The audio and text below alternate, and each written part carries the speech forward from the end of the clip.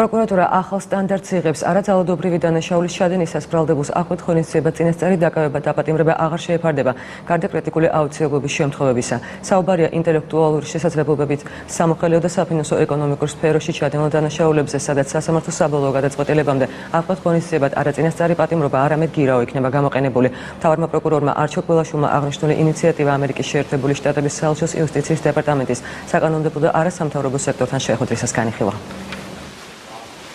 ჩვენ სტანდარტად ვიღებთ იმას, რომ ვისწრაფოთ არაძალადობრივ დანაშაულზე თავის შევიკავოთ დაკავება დაპატიმრებისგან, როცა ამისი კრიტიკული აუცილებლობა არ არის.